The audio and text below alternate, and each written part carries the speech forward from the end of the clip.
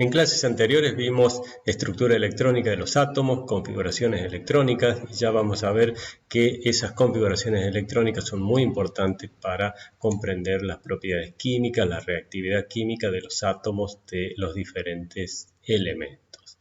Para empezar a ver eso, tenemos que analizar primero lo que se llaman propiedades periódicas de los elementos, que es el tema que tenemos para ver de aquí en adelante. Propiedades periódicas. ¿Qué significa esto? Periódico. ¿Sí? Como un periódico, un diario que aparece todos los días, que aparece cada cierto periodo de tiempo. Bueno, hay propiedades de los elementos que cuando esos elementos son ordenados de acuerdo a su número atómico, esas propiedades varían con cierta periodicidad. Dos investigadores, dos científicos fueron los que estudiaron estas propiedades periódicas de los elementos principalmente, un químico, Mendeleev, y un físico, Meyer. Mendeleev estudiaba y correlacionaba las propiedades químicas de los elementos y de acuerdo a esas propiedades los ordenaba. Vamos a ver que termina generando lo que se llama justamente lo que conocemos como tabla periódica, y lo mismo hacía Meyer, quien estudiaba y correlacionaba las propiedades físicas de los elementos. Terminó también generando un ordenamiento de los elementos, una tabla periódica similar a la que generó Mendeleev. Vamos a ver un ejemplo de cómo trabajaba Mendeleev. Fíjense, el año 1869, para esta época no se habían hecho experimentos con tubos de rayos catódicos, ¿se acuerdan? No se conocía la existencia de los electrones, de la estructura atómica, ni de la estructura electrónica de los átomos, pero ya había gente que estudiaba propiedades químicas y físicas de los diferentes elementos y trataba de organizar de alguna manera esas propiedades y entender cómo reaccionaban y cuáles eran las características de cada uno de esos elementos. Acá hay un ejemplo. Para esa época, Mendeleev conocía la existencia de un limitado número de elementos. Para esa época creo que se conocían unos 40, 50 elementos de la tabla periódica, y acá vamos a hacer un ejemplo con algunos de ellos y vamos a analizar una propiedad química de los elementos, que es su reactividad con hidrógeno para formar lo que se llaman los hidruros. Lo que veía, por ejemplo, Mendeleev es que cuando ponía a reaccionar carbono con hidrógeno, el producto principal que se generaba contenía una relación de 4:1 entre hidrógeno y carbono. Luego veía el elemento que le seguía en peso atómico, el nitrógeno. En esa época no se conocía el número atómico, o sea que se trabajaba ordenándolo en función del peso atómico, pero casi no había problema porque el peso atómico aumenta al aumentar el número atómico en la mayoría de los casos. Bueno, el nitrógeno era el elemento que le seguía en peso atómico y cuando reaccionaba con hidrógeno lo hacía en relación de 3:1. El que le seguía en peso atómico era el oxígeno y reaccionaba en relación 2:1 y el flúor 1:1. Y después el elemento que seguía, el silicio, comenzaba en una relación 4:1 nuevamente, el fósforo 3:1, 2:1, 1:1, vemos acá en el caso del cloro. Entonces, fíjense cómo esta propiedad química, la reactividad con hidrógeno, varía periódicamente cuando ordenamos a los elementos de acuerdo a su peso atómico. 4:1, 3:1, 2:1, 1:1 y empieza de nuevo 4:1, 3:1, 2:1, 1:1. Sí se ve bien acá que esta propiedad por lo menos está variando periódicamente.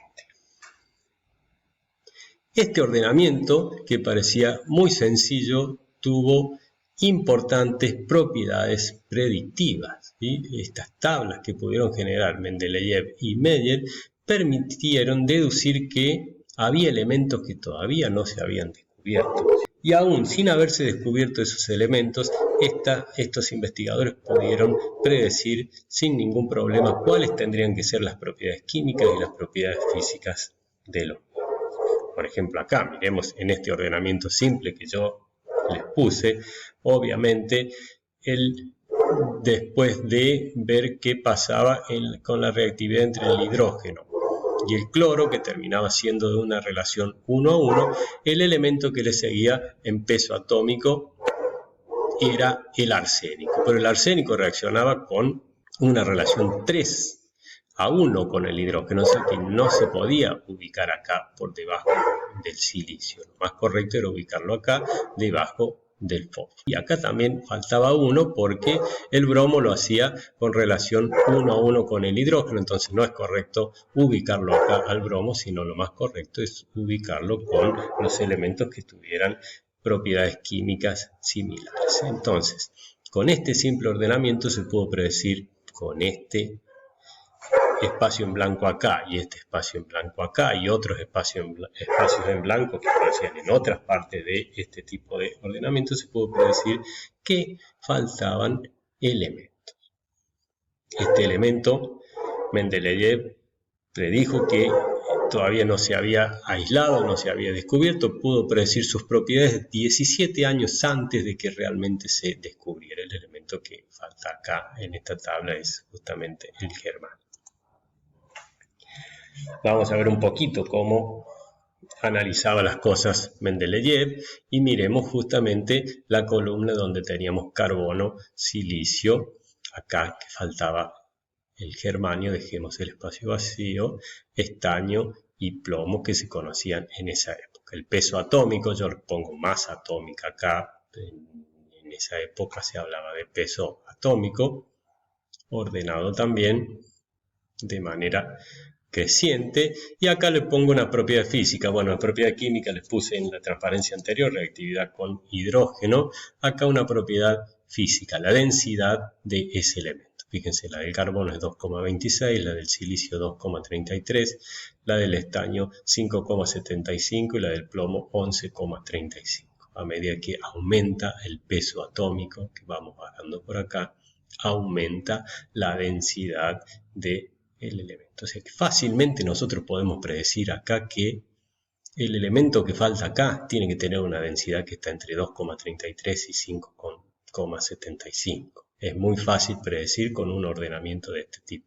Bueno, si uno hace un análisis un poco más detallado, puede predecir con mayor exactitud todavía cuál tiene que ser la densidad. Por ejemplo, 17 años antes de que se descubriera el germanio, Mendeleev pudo predecir que su densidad tenía que ser 5,5.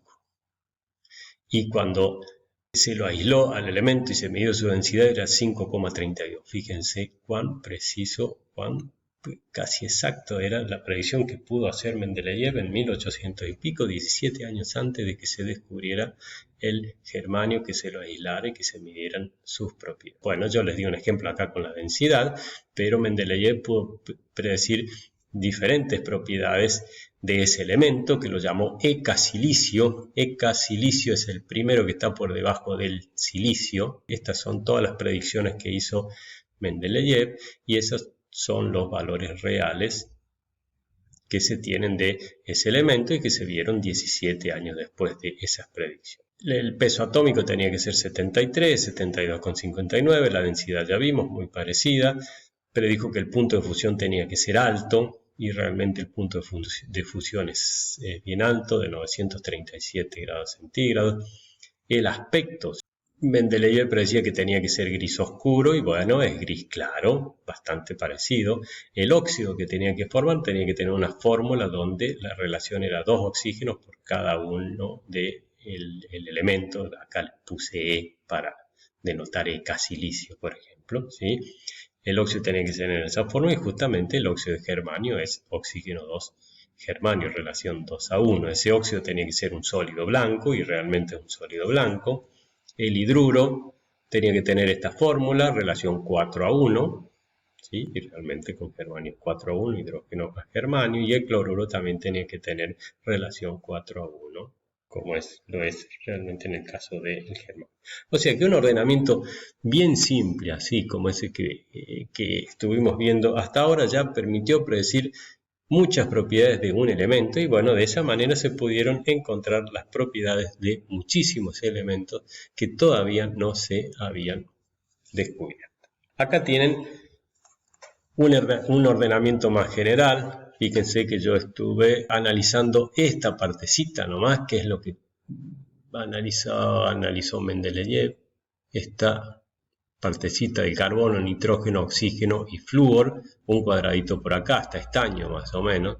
Bueno, ahora con todos los elementos que conocemos, los podemos ordenar de esa misma manera y resulta en esto que es lo que se llama tabla periódica de los elementos. No está organizada en función del peso atómico como hacía Mendeleev, sino que ahora está organizada en función del número atómico, pero vimos que número atómico y peso atómico se correlacionan bastante bien.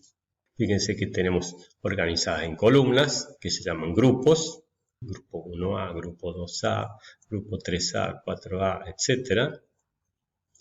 Y tenemos líneas horizontales que son los periodos. Primer periodo, segundo, tercero, cuarto, quinto periodo de la tabla periódica. Y acá justamente tengo las configuraciones electrónicas, cómo finaliza la configuración electrónica de los elementos que están ubicados en cada una de estas regiones de la tabla periódica. Y miremos acá cómo es la configuración electrónica de los elementos del grupo 1. El hidrógeno, acuérdense, la configuración electrónica es 1s1.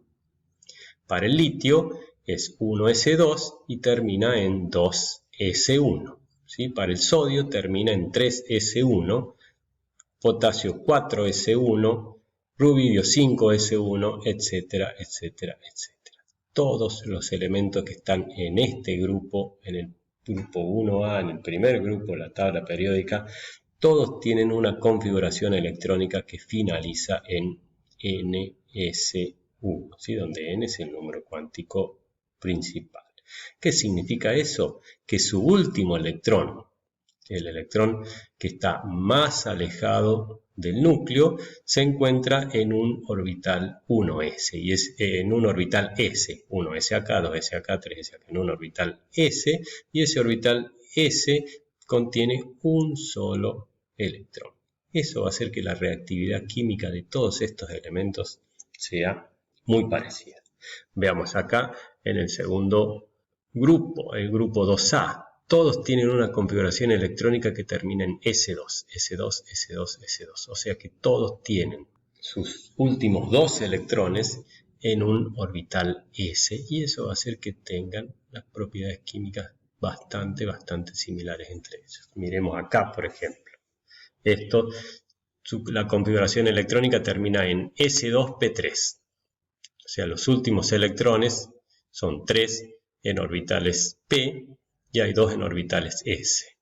S2P3, S2P3, S2P3, etc. O sea, todos terminan con la misma configuración electrónica. Dicho de otra manera, y viendo un poquito más en detalle lo que estuvimos analizando recién, déjenme recordarles que cuando un átomo reacciona para formar moléculas o compuestos químicos, lo hace o bien cediendo, captando o compartiendo electrones con otros átomos. Para reaccionar un átomo con otro tiene que acercarse al otro, y entonces los primeros que entran en contacto son los electrones más externos. Los electrones que intervienen entonces en la reacción son los más externos, de niveles energéticos superiores, porque son justamente los electrones que están menos atraídos por los núcleos. Veamos acá la configuración electrónica del magnesio. Configuración electrónica extendida es 1s2, 2s2, 2p6, 3s2. Tenemos 2 electrones en el nivel 1, en la capa 1, tenemos 2 y 6, 8 electrones en el nivel 2 para el número cuántico principal 2, ¿sí? En la segunda capa, y la tercera capa, los 2 electrones más externos están acá en este orbital 3s. Estos van a ser los 2 electrones que van a participar principalmente en las reacciones químicas en las que interviene el magnesio, y es por eso que uno escribe muchas veces la configuración electrónica reducida de esta manera, para dejar solamente en vista a los electrones del último nivel energético, de la última capa de electrones. Acá estarían todos los electrones internos, y estos electrones de la última capa son los que se llaman electrones de valencia. Vamos a ver que las propiedades químicas de los elementos dependen en gran medida del tipo y cantidad de electrones de valencia que posean. Y es por eso, déjenme volver para atrás, y es por eso, si puedo volver para atrás, no, así, y es por eso que justamente acá lo único que está escrito como configuración electrónica es la configuración electrónica de valencia. Los electrones que están en la última capa, y justamente la reactividad química depende de esos electrones de valencia, que son los mismos en todos los casos. Uno acá, uno ahí, uno acá, o dos electrones acá que están en el orbital S, o acá son 5 electrones, que hay 3 electrones en orbitales P y 2 electrones en orbitales S. Esos serían justamente los electrones de valencia para los elementos de este grupo de la tabla periódica. Es tan importante la presencia de los electrones en el último nivel, en el nivel de valencia para la reactividad química, que la tabla periódica está dividida en bloques. Esta primera parte corresponde al bloque S, ¿sí?, donde los electrones de valencia están en orbitales S. Un electrón en orbital S para este grupo, o 2 electrones para este grupo. Después tenemos el bloque P, donde los últimos electrones están en orbitales P. El bloque D, que son los elementos de transición, los últimos electrones están en orbitales D, y los elementos de transición interna, los del bloque F, son los que tienen sus últimos electrones en el bloque F, justamente en los orbitales F, disculpen, y entonces justamente tenemos la división de la tabla periódica en diferentes bloques S, P, D y F. Comencemos a analizar entonces algunas de las propiedades de los elementos que varían periódicamente. Vamos a definir y a desarrollar cada una de estas 4. Radio atómico, energía de ionización, afinidad electrónica y electronegatividad. Son todas propiedades muy importantes a la hora de determinar la reactividad de cada elemento y la estructura de sus compuestos. Antes de empezar con eso, tenemos que definir o entender el concepto de carga nuclear efectiva. Lo vamos a ver acá de manera cualitativa o semi-cuantitativa, lo van a ver en química inorgánica con un poco más de detalle, pero viéndolo semi-cuantitativamente acá ya nos va a ser suficiente para entender lo que tenemos que hacer. Comparemos 3 átomos de 3 elementos diferentes, el de hidrógeno, el del helio y el del litio. En el caso del hidrógeno, que es el elemento más liviano, sabemos que la configuración electrónica es 1s1, o sea que tiene un solo electrón y ese electrón está ubicado en el orbital 1s. Si vamos al núcleo, tenemos un solo protón en el núcleo, o sea que el núcleo tiene una sola carga positiva y tenemos un electrón en el orbital 1s, y la carga nuclear efectiva sería lo que efectivamente siente como carga eléctrica en el núcleo este electrón que estamos analizando acá, que en este caso es el electrón del orbital 1s. Nosotros podemos decir que este electrón que está solo acá y está cercano al núcleo que tiene el protón con su carga positiva, siente o ve una carga nuclear efectiva de aproximadamente +1. No hay nada que se interponga entre el núcleo y ese electrón, entonces ese electrón está siendo atraído, siente o ve una carga nuclear efectiva de +1, que es la carga que tiene el núcleo. Pasemos al caso del helio ahora. El helio tiene configuración electrónica 1s2, o sea que tiene 2 electrones y esos 2 electrones están en el orbital 1s también, ¿sí? Pero ahora el núcleo tiene 2 protones en el caso del helio. 1, 2 son los 2 puntitos que le estoy poniendo acá, son 2 protones que tiene el núcleo del helio, o sea que acá hay una carga nuclear de +2. Cualquiera de estos dos electrones acá, como están más o menos los dos a la misma distancia del núcleo, no hay ninguno que se esté interponiendo al otro entre el electrón y el núcleo, cualquiera de estos dos electrones acá está sintiendo efectivamente prácticamente toda la carga nuclear, toda la carga de +2. Por eso uno dice que cada uno de esos electrones siente o ve una carga nuclear efectiva de +2. Cuando saquen las cuentas van a ver que no es exactamente +2, sino que es un poco menos, pero casi ningún electrón hay interpuesto entre el núcleo y el otro electrón, por lo tanto acá lo que siente es una carga nuclear efectiva de más o menos +2. Vayamos al caso del litio y vamos a ver que acá es diferente. La configuración electrónica del litio es 1s2, 2s1, o sea que tiene dos electrones más internos en el orbital 1s, acá estaría el orbital 1s bien esquemáticamente, los dos electrones del orbital 1s en general están bastante cerca del núcleo, mientras que el tercer electrón, este acá, está en un orbital 2s, que como sabemos es de mayor tamaño que el orbital 1s, o sea que el electrón que está en el orbital 2s en general pasa la mayor parte de su tiempo más alejado del núcleo que los dos electrones que están en el orbital 1s. Por lo tanto, bueno, acá son 3 electrones, el litio tiene 3 protones en el núcleo. La carga del núcleo, la carga nuclear es +3, pero ¿cuál es la carga nuclear efectiva que está sintiendo este electrón del orbital 2s? Este electrón de valencia sería este electrón más externo.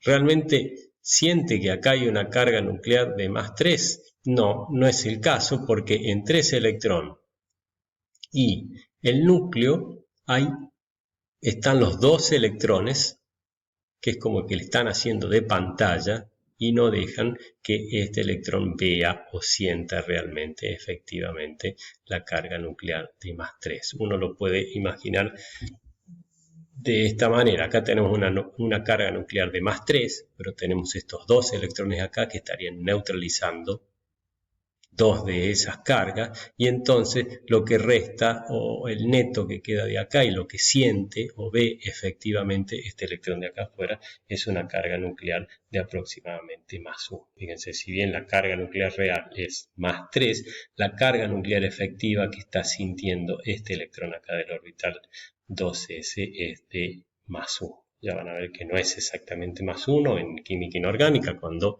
hagan esto con un poco más de detalle, pero ya el análisis a este nivel semi-cuantitativo ya para nosotros es suficiente.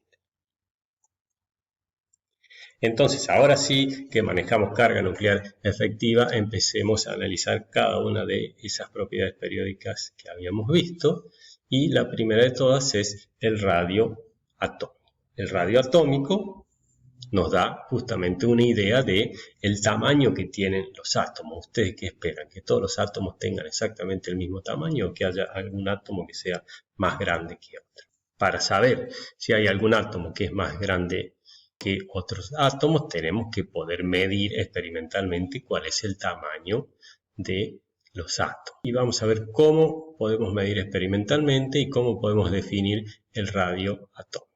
Por mecánica cuántica sabemos que los elementos no tienen un radio bien definido por principio de incertidumbre, no se pueden definir órbitas perfectas, pero podemos definir algo que nos dé una muy buena idea de el tamaño de los átomos y es justamente el radio atómico. ¿Cómo se mide experimentalmente el radio atómico? Dependiendo de la sustancia que estemos o del elemento que estemos analizando. Elementos que puedan formar moléculas diatómicas, como por ejemplo el hidrógeno que forma moléculas de hidrógeno 2 o el oxígeno que forma moléculas de oxígeno 2. Bueno, experimentalmente es posible medir con ciertas técnicas que ya las van a ver más adelante en otras materias. Es posible medir cuál es la distancia de separación que hay en la molécula entre el núcleo de un átomo y el núcleo del otro átomo. Esas técnicas permiten medir la distancia de separación. Y entonces lo que se hace es suponer que esa molécula está formada por dos esferitas. Cada esferita correspondería a un átomo. Esta distancia de separación acá entre los dos núcleos sería 2 veces el radio de cada una de esas esferas, y por lo tanto uno puede definir el radio atómico en este caso como la mitad de la distancia entre los átomos. Esto normalmente se puede hacer experimentalmente para no metales. Justamente los no metales en general generan moléculas diatómicas de este tipo y se lo puede medir experimentalmente.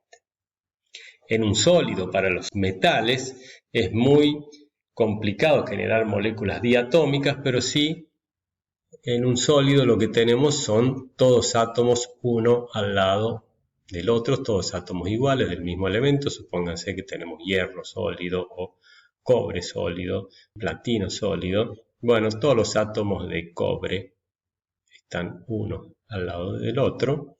Y experimentalmente se puede medir también bastante fácilmente cuál es la distancia de separación entre el centro de un átomo y el centro del otro. Bueno, de nuevo, el radio atómico en estos casos se lo define como la mitad de la distancia de separación entre los átomos. De esa manera, entonces, experimentalmente se puede conocer el radio atómico de la gran mayoría de los átomos de los elementos de la tabla periódica, y acá tengo un esquemita, una tabla periódica simplificada, donde podemos ver cuál es el radio atómico de los diferentes átomos.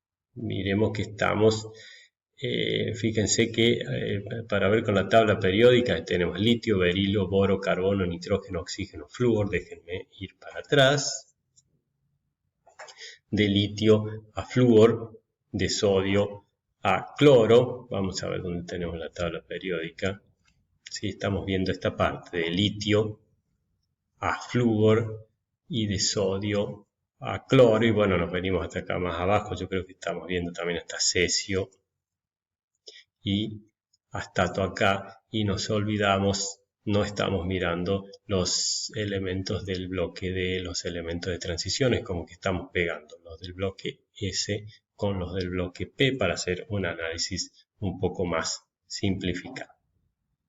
De litio a flúor. Y acá está, este es el valor del radio atómico para cada uno de los elementos. Fíjense que va disminuyendo, 152 picómetros es 10 a la menos 12 metros para el litio. El berilo es más chiquito, 113, el boro más chico, 88, y acá para ver más rápidamente tenemos tamaños relativos de esferitas que nos va diciendo que el litio es más grande que el berilo, que el boro, y fíjense que a medida que nos movemos hacia la derecha en la tabla periódica, a medida que aumenta el número atómico, el tamaño del átomo se va haciendo cada vez más chico. Este tiene más electrones que este, tiene más protones en el núcleo que este acá, pero es más chiquito. Es como que todos esos electrones están más compactados en el flúor que en el caso del litio, que tiene un radio atómico más grande.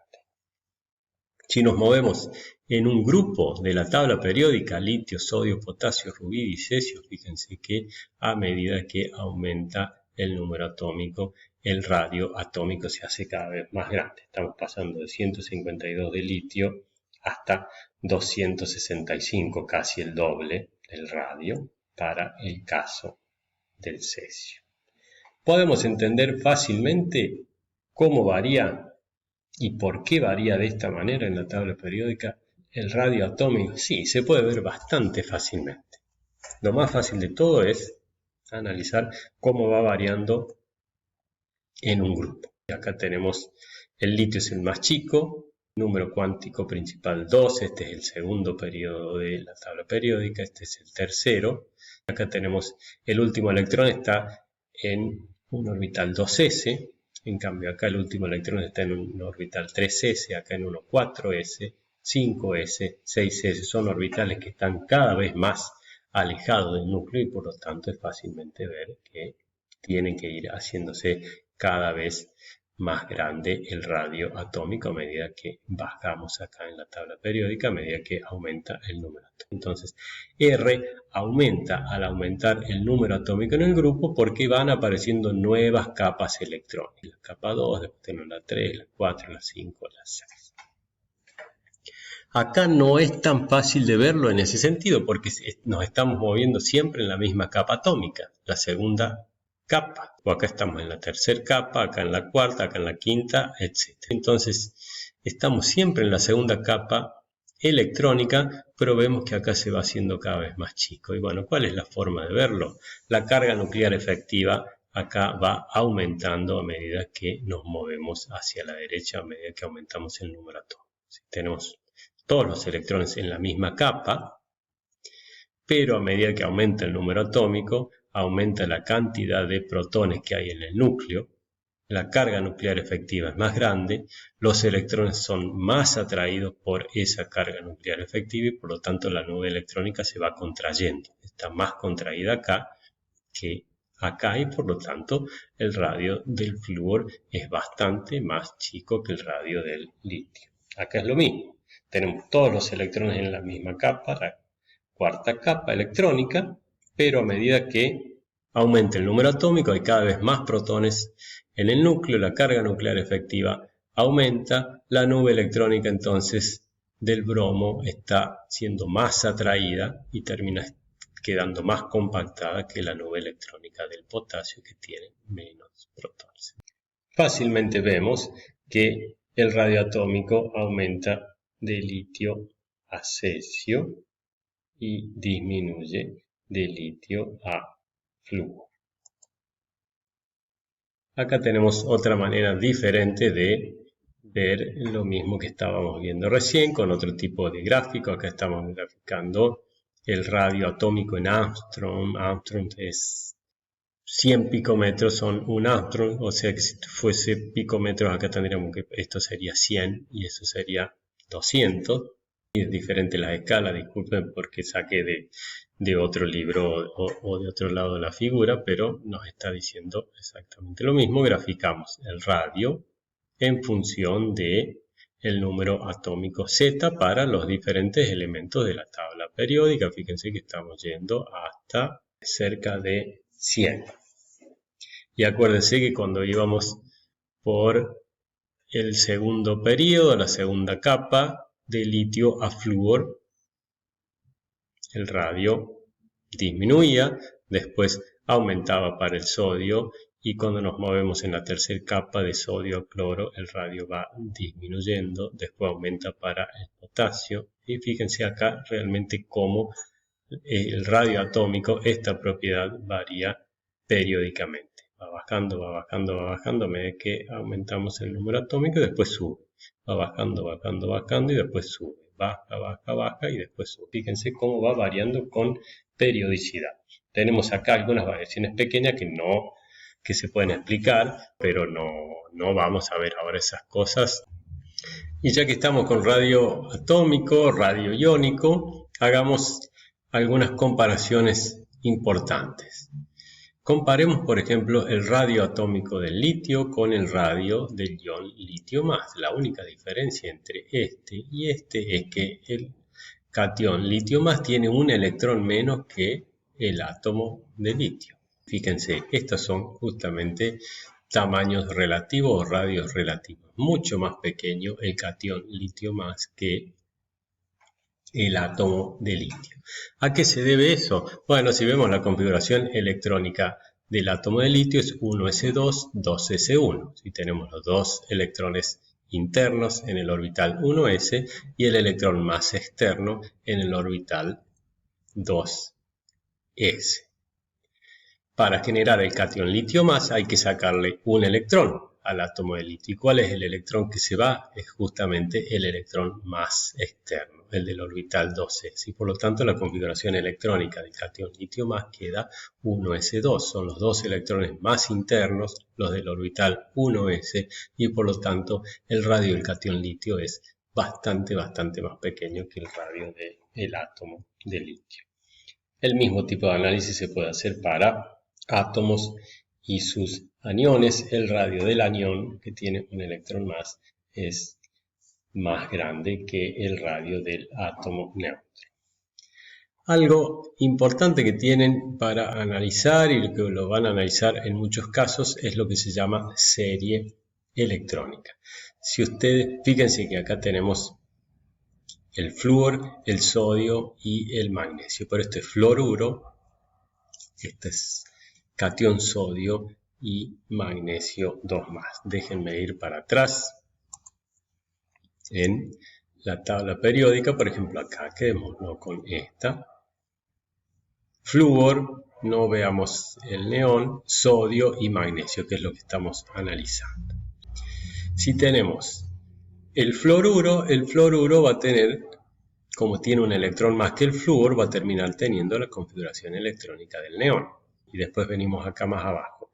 El catión sodio le estamos sacando un electrón al sodio, o sea que el sodio va a tener también la configuración electrónica del neón. Y el catión magnesio 2+, al cual le estamos sacando entonces 2 electrones al magnesio, también va a terminar teniendo la configuración electrónica del neón. O sea que tanto el anión fluoruro como el catión sodio y el catión magnesio 2+, todos tienen exactamente la misma cantidad de electrones. Pueden sacar cuál es la configuración electrónica de todos ellos y van a ver que es la misma, que es igual a la del neón. Tienen exactamente la misma cantidad electrónica, por eso estamos analizando acá lo que se llama una serie isoelectrónica de igual cantidad de electrones. Si todos tienen la misma cantidad de electrones y todos los electrones están exactamente en el mismo tipo de orbitales, ¿por qué el magnesio es mucho más chico que el sodio y a su vez por qué el sodio es mucho más chico que el flúor? Bueno, porque si bien todos tienen exactamente la misma cantidad de electrones, el sodio tiene 2 protones más en el núcleo que el flúor y el magnesio tiene 3 protones más en el núcleo que el flúor. O sea, esa misma cantidad de electrones está siendo más atraída por la carga nuclear en el sodio y a su vez más atraída por la carga nuclear en el magnesio, hace que esa nube electrónica se contraiga y que entonces el radio iónico sería acá del magnesio sea más pequeño que el del sodio y a su vez que el del flúor. Las series isoelectrónicas son muy fácilmente de interpretar y de analizar porque todos tienen la misma cantidad de electrones. Entonces lo que hay que ver es cuántos protones hay en el núcleo y si entonces esos electrones van a ser más o menos atraídos por la cantidad de protones que hay en el núcleo. Pasemos a la segunda propiedad periódica que tenemos que analizar, la energía de ionización. A la energía de ionización la vamos a denotar con la letra I latina y mayúscula. ¿Cómo se define la energía de ionización? Es la energía necesaria para extraer un electrón de un átomo. Tenemos un átomo solo, sin interaccionar con nada, y bueno, tenemos que darle energía para arrancarle, para extraerle un electrón a ese átomo. Justamente nos va a dar una idea de cuán fuertemente un átomo retiene al electrón que estamos extrayendo. Si la energía de ionización es muy grande, quiere decir que necesitamos mucha energía para sacarle el electrón, que significa que lo estaba reteniendo muy fuertemente. Y si la energía de ionización es baja, quiere decir que hace falta poca energía para extraer ese electrón, o sea que lo estaba atrayendo débilmente. El proceso que habría que analizar sería algo como este. Fíjense, tenemos un átomo de sodio, acá tenemos el ejemplo para el sodio. Tiene que estar en fase gaseosa para que esté el átomo suelto sin interaccionar con nada. Y bueno, a ese átomo de sodio le sacamos un electrón, por lo tanto lo estamos convirtiendo en el catión sodio y el electrón que se fue. Acá estamos sacando el primer electrón, por lo tanto es la primera energía de ionización la que estamos analizando, por eso es I sub 1. I sub 1 del sodio es, se sabe, se lo medió experimentalmente, 496 kJ por mol. ¿Qué significa esto? Que necesitamos 496 kJ de energía para arrancar un mol de electrones a un mol de átomos de sodio, por eso es kilojoule por mol. Sí, 496 kJ para arrancar un mol de electrones a un mol de átomos de sodio. La segunda energía de ionización, la I sub 2, sería la energía necesaria para sacarle el segundo electrón. Y el segundo electrón ahora se lo estamos sacando al catión sodio y lo convertiríamos en catión sodio 2+. Esto también se puede medir experimentalmente. Y fíjense que es bastante más grande, 4.569 kJ por mol respecto de 496. Cada vez es más difícil ir sacando un electrón, porque acá al electrón se lo estamos sacando a un átomo neutro, acá se lo estamos sacando a un catión, y si seguimos, el catión este va a ser cada vez más cargado positivamente, es cada vez más difícil sacarle el electrón. Además que el electrón que vamos a ir arrancando sucesivamente son electrones que son cada vez más internos, que están cada vez más cerca del núcleo, por lo tanto es cada vez más difícil sacarlo y por lo tanto las sucesivas energías de ionización van a ir aumentando. ¿Qué significa que las energías de ionización tengan valores positivos? Es que hay que darle energía al átomo para extraerle el electrón. Acá tenemos una tabla con valores de energía de ionización para algunos elementos. La primera y segunda energía de ionización para el sodio, que es la que habíamos visto. Primera, segunda y tercera para el magnesio. Para el aluminio tenemos mucha. Y fíjense que a medida que aumenta, ¿sí? La segunda energía de ionización es más grande que la primera. La cuarta es más grande que la tercera. La quinta es más grande que la cuarta. ¿Por qué? Porque se lo estamos sacando a un catión cada vez con mayor carga positiva y a su vez el electrón que está saliendo es un electrón cada vez más interno, está haciendo que es más fuertemente atraído por el núcleo, por lo tanto es más difícil sacar. Para un elemento entonces las sucesivas energías de ionización se hacen cada vez más grandes. Veamos en un gráfico, como habíamos visto para el radio atómico, qué va pasando con la primera energía de ionización. Estamos analizando acá la primera energía de ionización para los diferentes elementos de la tabla periódica.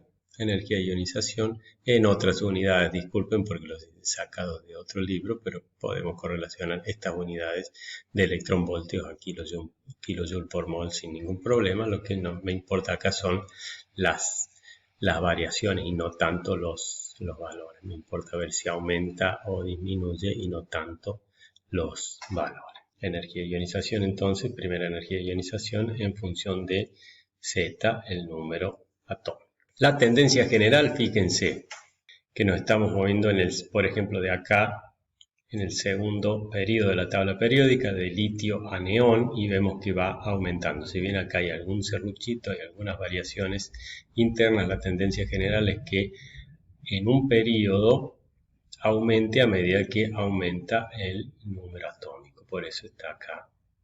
En un periodo la energía de ionización aumenta a medida que aumenta el número atómico.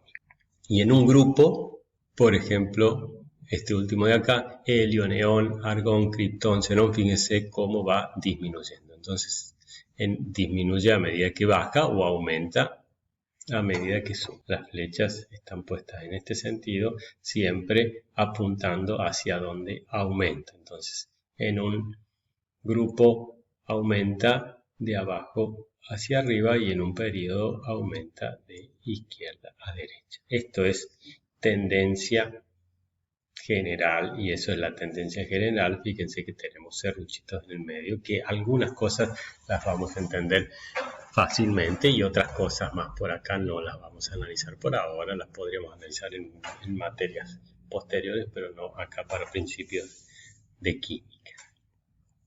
Entonces vamos a tratar de analizar la variación un poquito más detallada cuando nos movemos de hidrógeno a helio, de helio a litio, de litio a berilo, etcétera, etcétera, etcétera.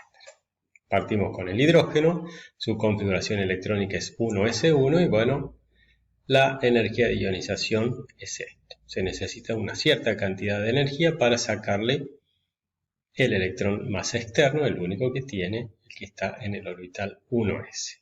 Fíjense que acá la energía de ionización del helio es bastante más grande que la del hidrógeno. Acá si le sacamos un electrón, el electrón ese que está saliendo también se está yendo del orbital 1s. Acuérdense que cuando pasábamos del hidrógeno al helio, cuando hacíamos el análisis de carga nuclear efectiva, la carga nuclear efectiva que sentía el segundo electrón en el helio era de más o menos más 2, y en el hidrógeno era de más 1, o sea que el hidrógeno se está sintiendo las dos cargas prácticamente positivas que hay en el núcleo, los dos protones que hay en el núcleo. Entonces cuando queremos sacarle un electrón se hace más difícil y por lo tanto hay que darle más energía y la energía de ionización es mayor, ¿sí?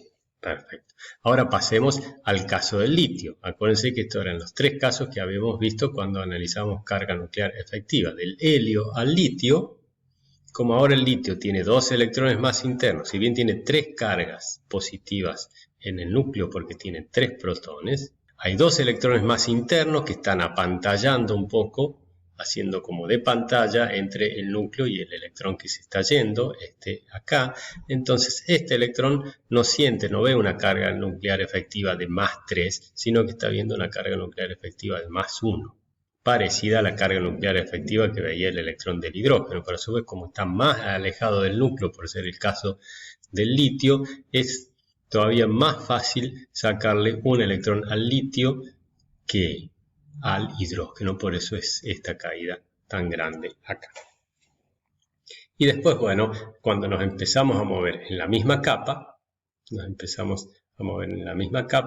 del litio al neón, vemos que va aumentando la carga nuclear efectiva y por lo tanto se va haciendo cada vez mayor la energía de ionización porque nos estamos moviendo en la misma capa. Hay casos particulares acá, por ejemplo, la del oxígeno, porque es más difícil, la energía de ionización del oxígeno es un poco más baja que la del nitrógeno, es este caso acá. Para sacarle el nitrógeno, esto vendría a ser en el caso del oxígeno, fíjense, la configuración electrónica termina en 2p4, acá estaría representando los 4 electrones que van en los 3 orbitales 2p, hay 2 orbitales 2p a medio llenar y uno completamente lleno con los 2 electrones apareados. El caso del nitrógeno, que tiene un electrón menos, tendría este electrón acá, le faltaría, o sea que tendría 3 electrones desapareados. ¿Por qué es más fácil sacarle este electrón al oxígeno que sacarle alguno de los 3 electrones desapareados al nitrógeno? Bueno, porque acá hay cierta repulsión electrónica, al estar los dos apareados en el mismo orbital, hay cierta repulsión electrónica. Es un poquito más fácil de sacar que alguno de los 3 electrones, eso que les correspondería al nitrógeno. Y es por eso que la energía de ionización es un poquito más pequeña que el nitrógeno y ahí vemos el porqué de ese serruchito. Pero de todos modos, las tendencias generales, fíjense cómo van variando periódicamente. El hidrógeno al helio lo estamos moviendo en un periodo, en el primer periodo aumenta, después baja cuando vamos al segundo periodo. A medida que nos movemos en el segundo periodo aumenta, después baja de nuevo, después aumenta, baja, ¿no? O sea que va variando con periodicidad, justamente es una propiedad periódica. La tercera propiedad periódica que vamos a ver es lo que se llama afinidad electrónica y es algo así como lo opuesto que la energía de ionización. La energía de ionización nos da una idea de cuán fácilmente o cuán difícilmente le podemos sacar un electrón a un átomo. Acá es lo contrario, cuán fácilmente o cuán difícilmente le podemos agregar un electrón a un átomo. Entonces el proceso que tenemos que analizar sería este, por ejemplo, para el caso del cloro en fase gaseosa, al cual le adicionamos un electrón para transformarlo en anión cloruro. Afinidad electrónica, bueno, dependiendo de los libros, la van a encontrar denotada así, como A mayúscula con E, otras veces con una E directamente, a veces con la A sola. Bueno, fíjense, normalmente nosotros usamos esta simbología acá.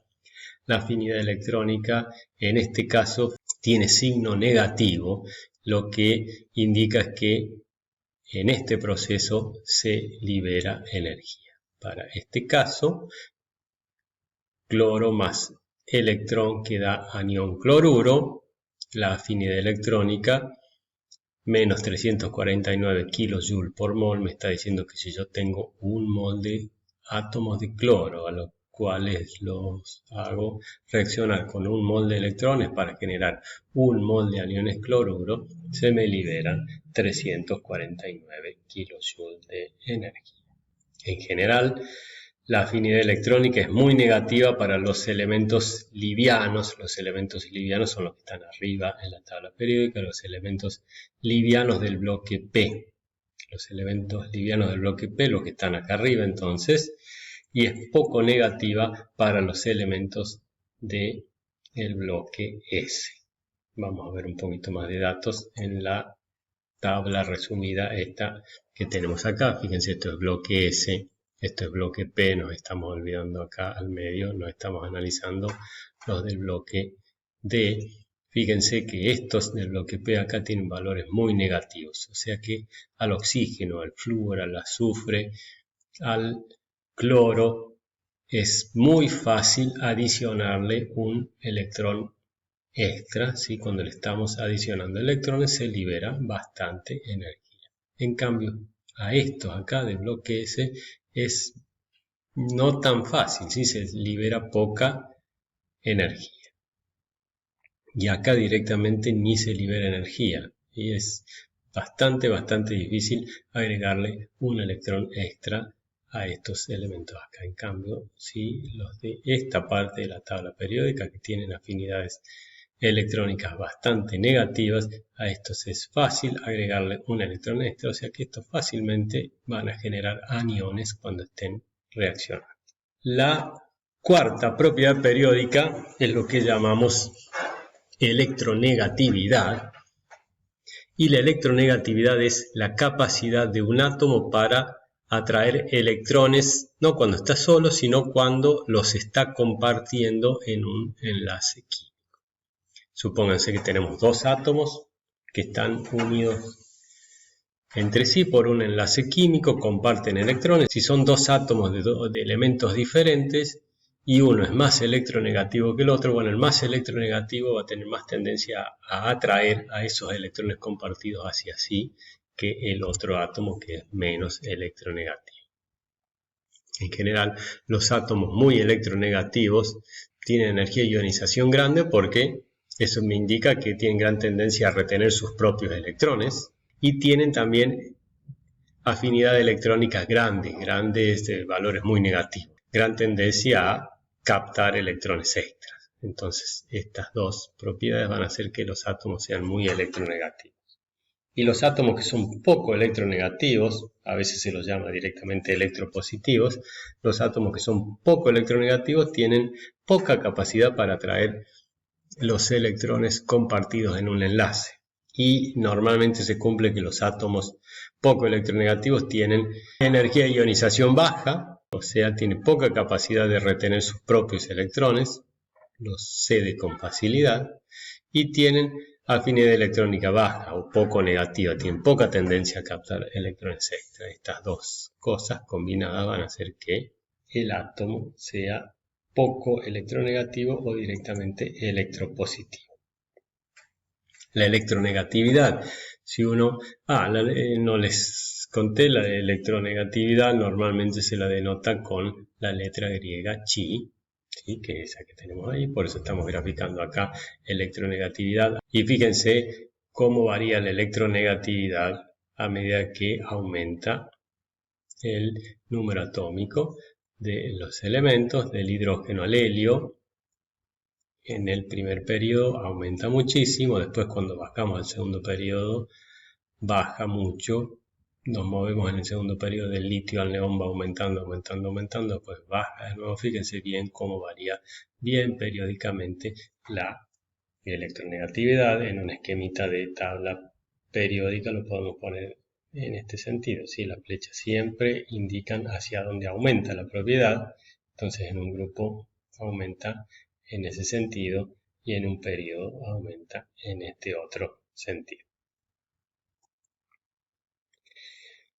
Para resumir entonces todo lo que vimos con propiedades periódicas, tenemos estos esquemitas. El radio atómico varía en ese sentido, radio iónico es lo mismo, radio atómico es para átomos neutros y radio iónico es para iones. La energía de ionización varía tal como indican las flechas y la electronegatividad tal como indican las flechas. Cuidado, como analizamos, acuérdense de los serruchitos que vimos en algunos lados y esas cosas, hay casos particulares, las flechas solo están indicando tendencias bien generales. Y con la afinidad electrónica uno no puede hacer flechas de este tipo, lo que podemos decir sí es que los del bloque P tienen afinidad electrónica alta, alta acá significa valores negativos.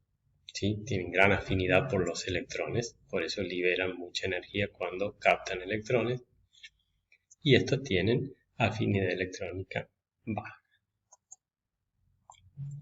Conociendo esas cosas, ahora podemos tener una idea bastante acertada de la reactividad general de los elementos a medida que miramos la tabla periódica.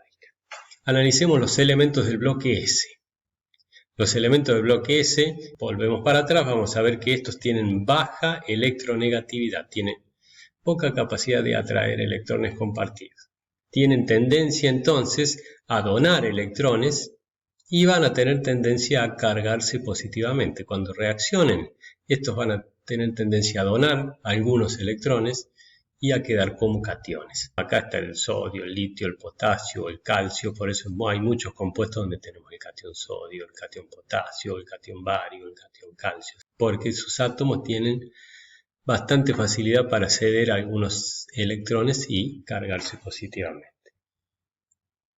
Cuando tenemos los elementos neutros en fase sólida, estos constituyen metales. Los metales, como retienen poco a los electrones, por eso aparecen en los compuestos cloruro, fluoruro, el oxígeno aparece con dos cargas negativas, los sulfuros, etc. Acá tenemos estos elementos de acá son muy electronegativos. Tienden a adquirir electrones en muchos casos y cargarse negativamente. Los elementos del bloque D casi no los vimos, pero tienen propiedades intermedias. Son en general metales como los del bloque S, pero son menos reactivos que los del bloque S. Y con esto terminamos el tema propiedades periódicas.